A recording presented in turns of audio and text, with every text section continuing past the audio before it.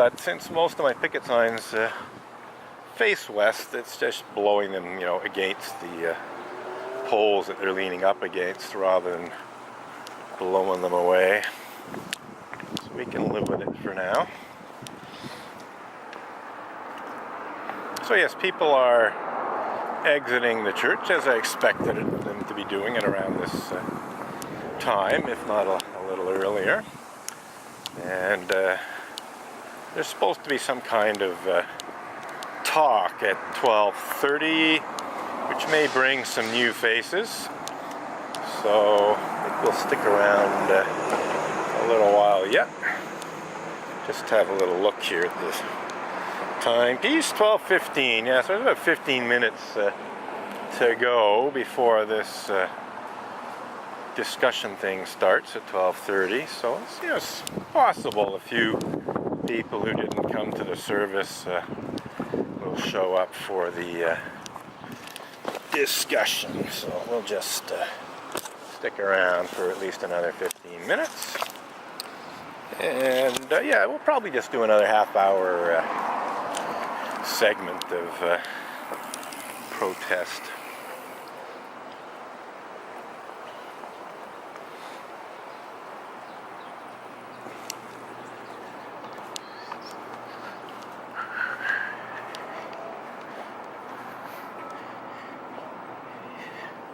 I have to say they were quite quick to erase my chalk slogans today, and it's not clear specifically who is responsible, but I did see David Rollert with the hose in his hands when I got back, but on the other hand it looked like the chalk slogans had actually been erased at least 10 or 15 minutes before I came back. Although I suspect they did it as soon as I left from the look of things, because I was only gone for about an hour and the sidewalk was quite dry when I got back. So I think they erased my chalk slogans soon after they'd seen that I'd left the area at around 11 o'clock. And it just proves that they are hiding things. The slogans today were about clergy abuse in general, and yeah, they can no longer be read. They're gone. So they can't even deal with chalk slogans that protest against their clergy abuse in the broadest sense of the term. It's not like I was zeroing in on pedophilia and rape committed by Unitarian Universalism in today's, I should say Unitarian Universalist ministers. So I can't really say the whole religion's guilty of pedophilia and rape, but I can say the whole religion basically as a whole,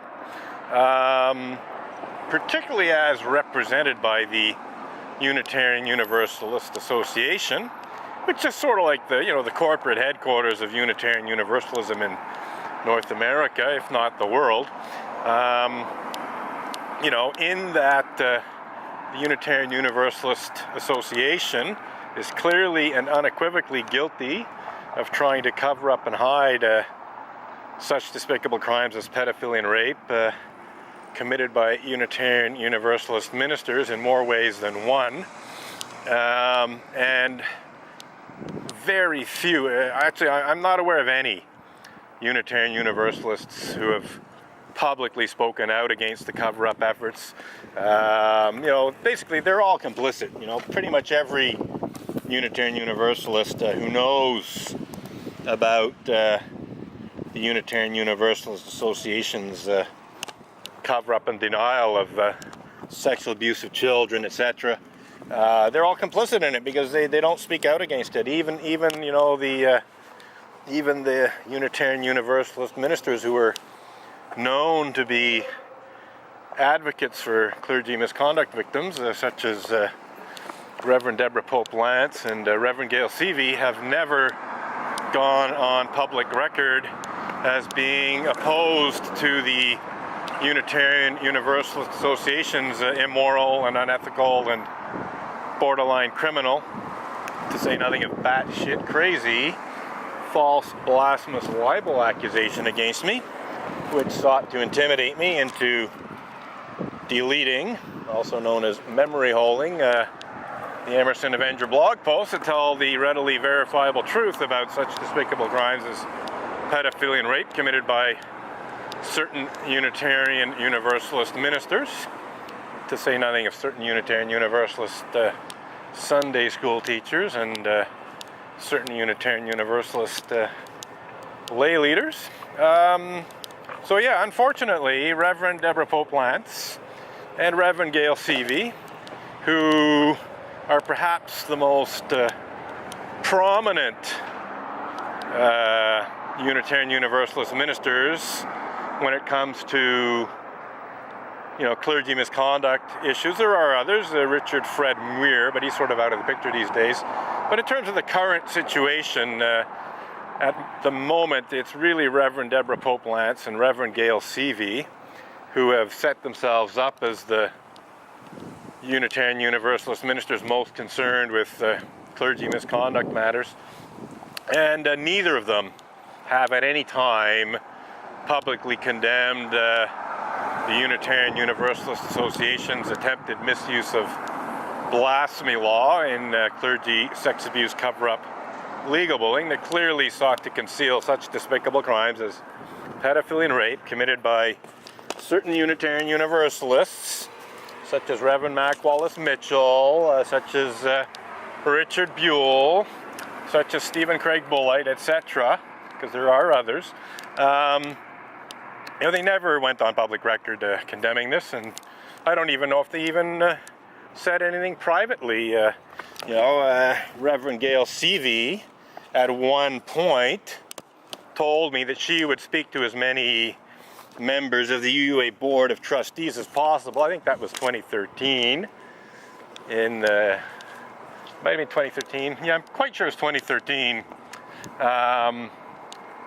Might have been 2014. You know, she claimed that she would speak to as many members of the UUA Board of Trustees about this to try and get the UUA to, withdraw its false accusation and so on. But she never reported back to me about who she had spoken with. It's entirely possible she didn't speak with anyone at all. And even if she did, if she got less than helpful responses from UUA trustees, which is what would have happened if she did speak with them, because nothing ever came out of anything she may have said to the UUA Board of Trustees, then at that point she should have gone public, and she didn't. She chickened out, basically. And it may not even be a question of chickening out. It may be a question of being knowingly and willfully complicit from the get-go. Maybe she was just leading me along, when she said, she found the UUA's false blasphemous libel accusation against me to be outrageous and even insane and so on. Maybe she was just telling me what she thought I wanted to hear, but not actually doing anything about it. And UU Safety Net doesn't even exist anymore. I mean, pretty well gone from what I can see. It's basically being disbanded, which is, what happens quite frequently to groups of Unitarian Universalists that set themselves up to deal with clergy misconduct matters. Basically, they last, so many years, and then they go up in a puff of smoke, and you never hear about them again. So it looks like UU Safety Net is well and truly dead.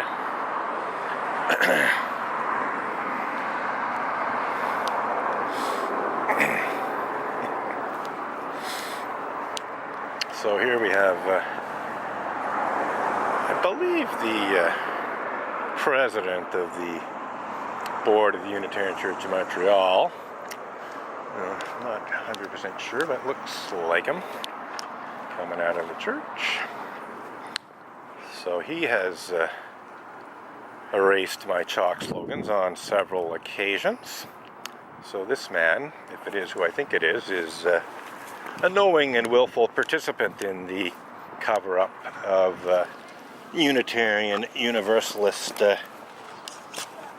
clergy sex abuse, which includes but is not limited to Unitarian Universalists misusing Canada's blasphemy law in clergy sex abuse, cover up and deny legal bullying intended to cover up and deny pedophilia and rape committed by Unitarian Universalist ministers, Unitarian Universalist Sunday school teachers. Oh yes, it definitely is the president, Stanislaus I like to call him, since he likes to hide Unitarian Universalist history by erasing my chalk slogans and so on.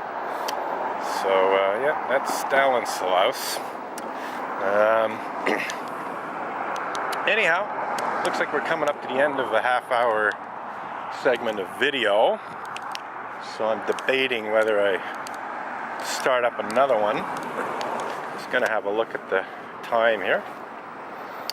12:26, so it's like 4 minutes before this talk is supposed to start. I don't see any new arrivals, so I think anyone who might be attending this talk is already inside the church. Might be a few stragglers, but yeah, I think we're just going to wrap this up when the video clip ends in a matter of a minute or so, even less. Yeah, let's see what happens with this guy coming along here. Might be coming for the talk.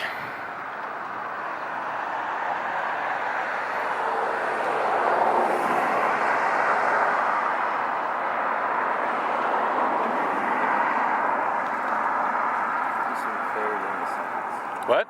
I don't understand your signs. Well, it says perversion of justice as practiced by Unitarian Universalists sucks. That's pretty clear. I think that's pretty clear too. Use star use. Unitarian Universalists, just an acronym for them.